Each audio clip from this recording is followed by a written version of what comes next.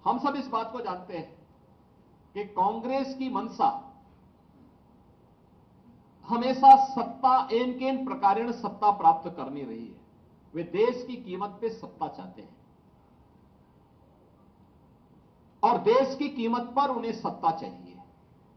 इसके लिए महिलाओं पर बर्बर अत्याचार करने वाली तालिबानी प्रवृत्ति को भारत के अंदर लागू करना चाहते हैं। यानी व्यक्तिगत कानून को कांग्रेस सत्ता में आने के बाद लागू करने की बात करती है।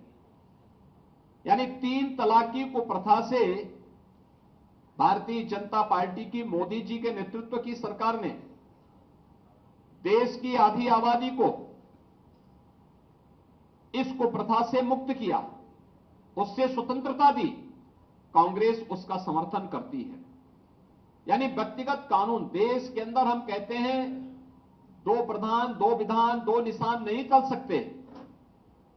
इसके लिए 1953 में डॉक्टर श्यामा प्रसाद मुखर्जी जी ने अपना बलिदान दिया था। लेकिन कांग्रेस देश के अंदर व्यक्तिगत कानून लागू करके शरिया कानून लागू करना चाहती है, तालिबानी विध्वंस का समर्थन करना चाहती है। और ये जो कांग्रेस की मंशा है या इंडी गठबंधन की मंशा है, या आधी आबादी का अपमान तो करती ही है, एक खतरनाक इरादे की ओर भी देश का ध्यान आकर्षित करती है। ये जो 2-3 कुछ ये जो महत्वपूर्ण जो देश के सुरक्षा से जुड़े हुए, देश की संप्रभुता से जुड़े हुए, आधी आबादी की गरिमा से जुड़े हुए महत्वपूर्ण मुद्दे हैं, उनमें कांग्रेस की मंशा स्पष्ट उजागर होती है कि उनका इरादा देश के प्रति अच्छा नहीं है।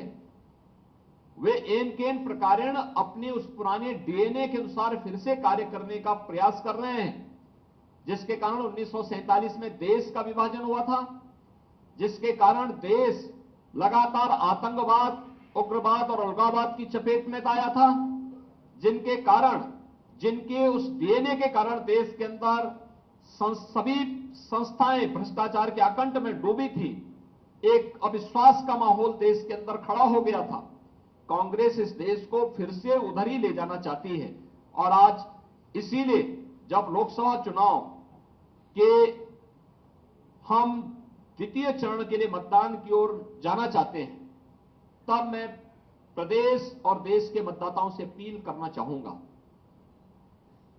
कि देश यानी जीवन आपका है, सुरक्षा आपकी है, देश आपका है, वोट भी आपका है।